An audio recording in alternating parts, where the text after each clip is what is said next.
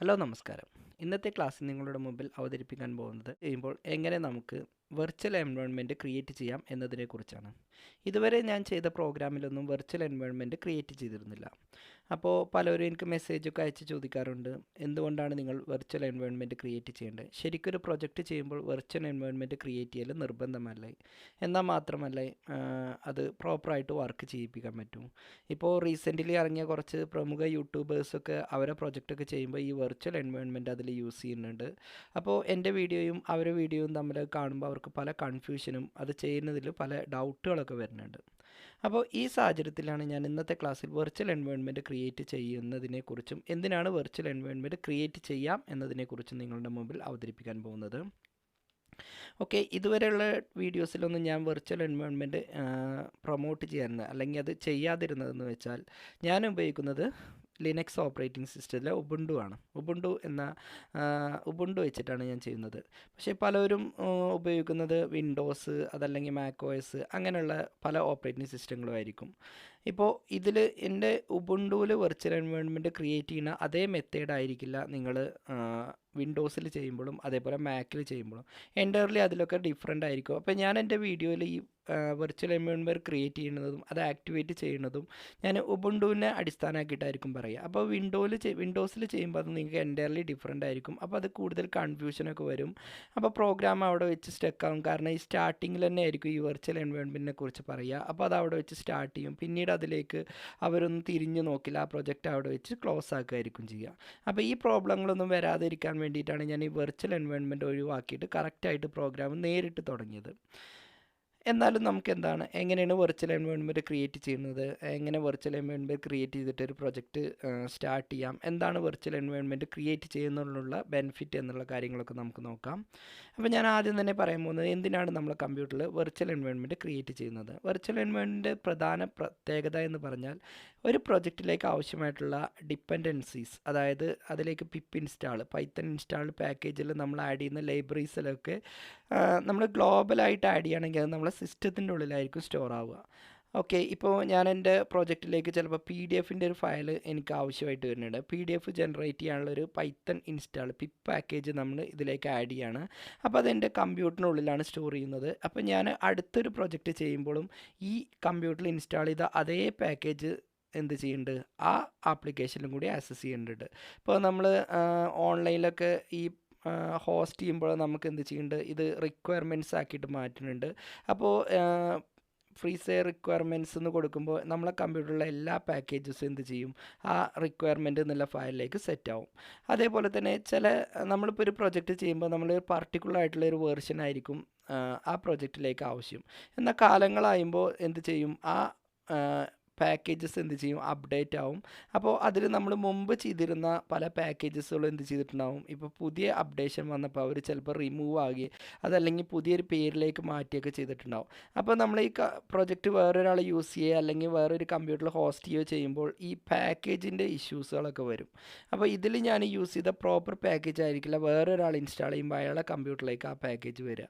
അപ്പോൾ ഈ പ്രോബ്ലംസൊക്കെ സോൾവ് ചെയ്യാൻ വേണ്ടിയിട്ട് കറക്റ്റ് നമ്മൾ ഏതൊക്കെ പാക്കേജസ് ആണ് യൂസ് ചെയ്തത്, അതേപോലെ ഒരു പ്രൊജക്റ്റിലേക്ക് ആവശ്യമുള്ള പാക്കേജസ് ലൈബ്രറീസ് ഏതൊക്കെയാണ് വരുന്നതൊക്കെ കറക്റ്റായിട്ട് നമുക്ക് കിട്ടാൻ വേണ്ടിയിട്ടാണ് നമ്മൾ വെർച്വലായിട്ടൊരു എൻവയോൺമെൻറ്റ് ക്രിയേറ്റ് ചെയ്യുന്നത്.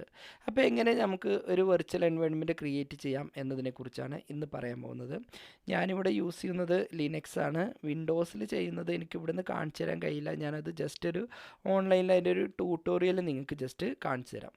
അപ്പോൾ നമുക്ക് വെർച്വൽ എൻവയോൺമെൻറ്റ് ക്രിയേറ്റ് ചെയ്യാം. വെർച്വൽ എൻവയോൺമെൻറ്റ് ക്രിയേറ്റ് ചെയ്താൽ എന്താണ് പ്രത്യേകത, ചെയ്യാതെ ചെയ്താൽ എന്താണ് പ്രത്യേകത എന്നുള്ളതിനെ കുറിച്ചാണ് പറയാൻ പോകുന്നത്. ആദ്യം തന്നെ നമുക്കൊരു വെർച്വൽ എൻവയോൺമെൻറ്റ് ക്രിയേറ്റ് ചെയ്യാം.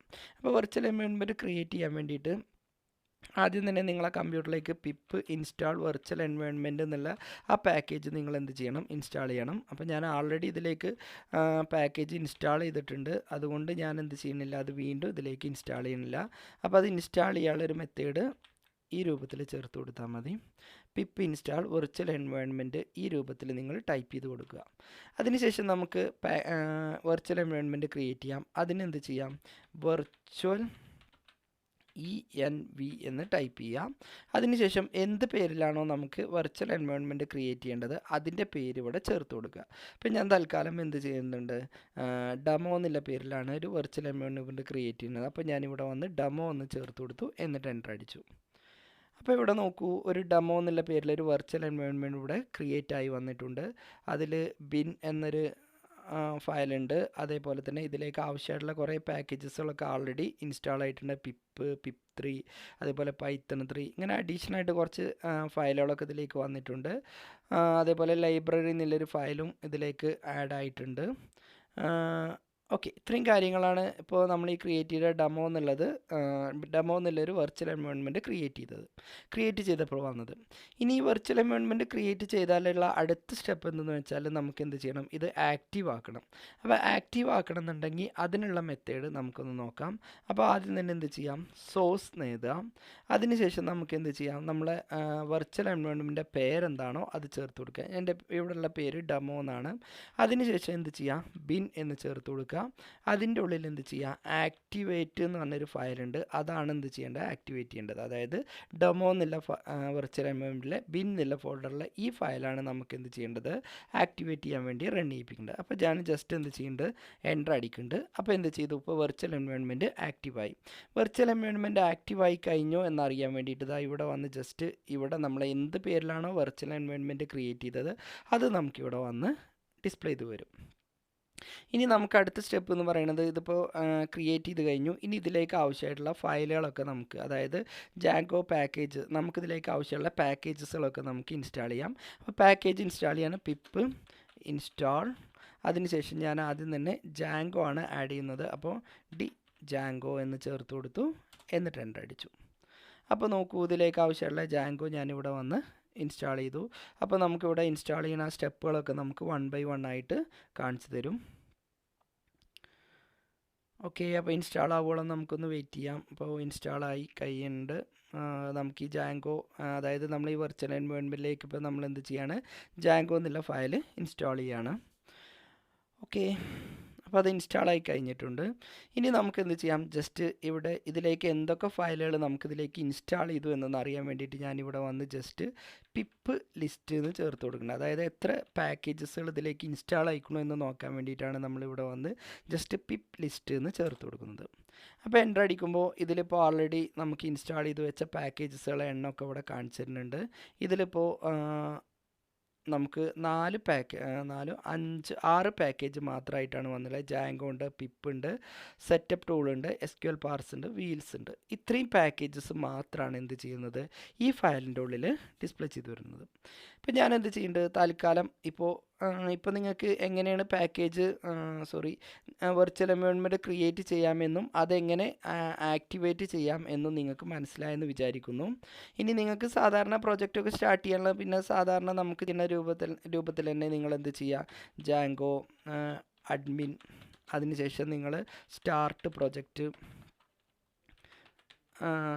പ്രൊജക്റ്റ് സാധാരണ നിങ്ങൾ എങ്ങനെയാണോ ചെയ്യുന്നത് അതേ രൂപത്തിൽ തന്നെ പ്രൊജക്റ്റുകളൊക്കെ ചെയ്യുക. അത് ഞാനിവിടെ പറയുന്നില്ല, ബാക്കിയുള്ള സ്റ്റെപ്പുകളൊക്കെ ഇതേ രൂപത്തിലാണ്. അപ്പോൾ ഇതെങ്ങനെ ഒരു വെർച്വൽ എൻവയോൺമെൻറ്റിൻ്റെ ഉള്ളിൽ നമ്മൾ എങ്ങനെ ഒരു പാക്കേജ് ഇൻസ്റ്റാൾ ചെയ്തിട്ട് അതിനുള്ളിലത്തെ പിപ്പ് ലിസ്റ്റ് നമ്മളിതിലേക്ക് ഇൻസ്റ്റാൾ ചെയ്ത ആ പാക്കേജിൻ്റെ ഒക്കെ ലിസ്റ്റ് എങ്ങനെ ഡിസ്പ്ലേ ചെയ്യിപ്പിക്കുക എന്നാണ് ഇപ്പോൾ നിങ്ങളുടെ മുമ്പിൽ അവതരിപ്പിച്ചത്. ഞാൻ എന്ത് ചെയ്യുന്നുണ്ട്, ഇപ്പോൾ ഇവിടെ ഈ ഓപ്പൺ ചെയ്തത് ഞാനിവിടെ വന്ന് ജസ്റ്റ് ഒന്ന് ക്ലോസ് ചെയ്യുന്നുണ്ട്. അതിനുശേഷം ഞാൻ വീണ്ടും എന്ത് ചെയ്യാണ്, ടെർമിനലിൽ പോയിട്ട് ന്യൂ ടെർമിനൽ ഓപ്പൺ ചെയ്തു. ഓക്കെ, ടെർമിനൽ ഓപ്പൺ ചെയ്തു. ഇനി എന്ത് ചെയ്യണം, ഇപ്പോൾ ഇവിടെ നമ്മൾ വെർച്വൽ എൻവയോൺമെൻറ്റ് ഒന്നും ആക്ടിവേറ്റ് അല്ല. ഇപ്പം ഞാനിവിടെ വന്ന് ജസ്റ്റ് എന്ത് ചെയ്യാണ്, വീണ്ടും ഇവിടേക്ക് ഇതിൽ ഓൾറെഡി എൻ്റെ കമ്പ്യൂട്ടറിലുള്ള പിപ്പ് ലിസ്റ്റ് ഒന്ന് ഞാനിവിടെ വെച്ച് കാണിച്ചു തരാം. അപ്പോൾ ജസ്റ്റ് ഒന്ന് പിപ്പ് ലിസ്റ്റ് എൻ്റർ അടിക്കുമ്പോൾ എൻ്റെ കമ്പ്യൂട്ടറിൽ ഇത്രക്കും പൈത്തൺ പാക്കേജസുകൾ ഞാൻ എന്ത് ചെയ്തിട്ടുണ്ട്, ഇൻസ്റ്റാൾ ചെയ്തിട്ടുണ്ട്. അപ്പോൾ ഇതൊക്കെ ഞാനൊരു സെർവറിലേക്കൊക്കെ റിക്വയർമെൻറ്റ് വെച്ചിട്ട് ചെയ്യുകയാണെങ്കിൽ ഇതിലുള്ള ഇത്രയും പാക്കേജസുകൾ എന്ത് ചെയ്യും, അതിലേക്ക് ആഡായി വരും. എന്നാൽ നമ്മൾ നേരത്തെ നമ്മൾ ക്രിയേറ്റ് ചെയ്ത പൈത്തൺ നമ്മളെ വെർച്വൽ എൻവയോൺമെൻറ്റിലാകെ 6 ഇൻസ്റ്റാൾ പാക്കേജസ് മാത്രമാണ് കാണിച്ചു തരുന്നത്. എന്നാൽ വെർച്വൽ എൻവയോൺമെൻറ്റിൻ്റെ പുറത്ത് വരുന്നതിൽ ഇത്രയും പാക്കേജസുകൾ എന്ത് ചെയ്യുന്നുണ്ട്, ഇതിൽ ഡിസ്പ്ലേ ചെയ്ത് വരുന്നുണ്ട്. ഇത് വരാൻ കാരണം ഞാനിതൊക്കെ എൻ്റെ ഗ്ലോബലായിട്ട് എൻ്റെ കമ്പ്യൂട്ടറിൽ സ്റ്റോർ ചെയ്തത് കൊണ്ടാണ്. എന്നാൽ നിങ്ങൾ വെർച്വൽ എൻവയോൺമെൻറ്റിൻ്റെ ഉള്ളിലാണ് ക്രിയേറ്റ് ചെയ്യുന്നതെങ്കിൽ നിങ്ങൾ ഈ ഇൻസ്റ്റാൾ ചെയ്യുന്ന പാക്കേജസുകൾ നിങ്ങളെ കമ്പ്യൂട്ടറിൽ സ്റ്റോർ ആവില്ല, പകരം ആ ആ വെർച്വൽ എൻവയോൺമെൻറ്റിൻ്റെ ഉള്ളിൽ മാത്രമായിരിക്കും ക്രിയേറ്റ് ചെയ്യുക. അപ്പോൾ അതുകൊണ്ടാണ് നമ്മളെ കമ്പ്യൂട്ടറിൽ വെർച്വൽ എൻവയോൺമെൻറ്റ് വെച്ചിട്ട് നിങ്ങൾ പ്രൊജക്റ്റുകൾ ചെയ്യൂ എന്ന് പറയുന്നത്. ഇപ്പോൾ ഞാനിവിടെ കാണിച്ചു തന്നത് എങ്ങനെ നമുക്ക് ഉബുണ്ടുവിൽ എങ്ങനെ വെർച്വൽ എൻവയോൺമെൻറ്റ് ക്രിയേറ്റ് ചെയ്യാം, അതെങ്ങനെ ആക്ടിവേറ്റ് ചെയ്യാം എന്നതിനെക്കുറിച്ചാണ്. ഇനി വിൻഡോസിൽ എങ്ങനെ ചെയ്യാമെന്ന് എൻ്റെ അടുത്ത് വിൻഡോസിൻ്റെ സിസ്റ്റം ഇല്ലാത്തതുകൊണ്ട് ഞാൻ എന്ത് ചെയ്യുന്നുണ്ട്, ജസ്റ്റ് അതൊരു ഓൺലൈനിൽ നിങ്ങൾക്ക് കാണിച്ചു തരുന്നുണ്ട്. ഹൗ ടു ആക്ടിവേറ്റ്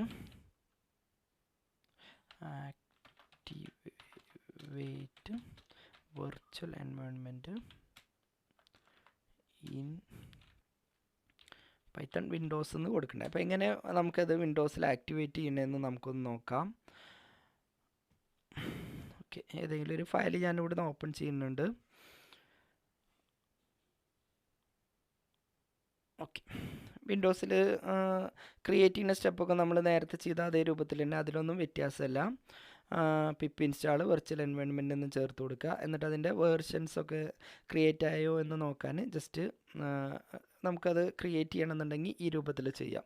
അപ്പോൾ നമുക്കതിൽ വെർച്വൽ എൻവയോൺമെൻറ്റ് ക്രിയേറ്റ് ചെയ്യണമെന്നുണ്ടെങ്കിൽ നേരത്തെ നമ്മൾ പറഞ്ഞത് വെർച്വൽ എൻവയോൺമെൻറ്റ് സ്പേസ് നമ്മളെ പേരെന്താണോ അത് ചേർത്ത് കൊടുത്താൽ മതി. പക്ഷേ ഇതിൽ വിൻഡോസിൽ ചെയ്യുമ്പോൾ Python space -m my env എന്ന് ചേർത്ത് കൊടുക്കണം.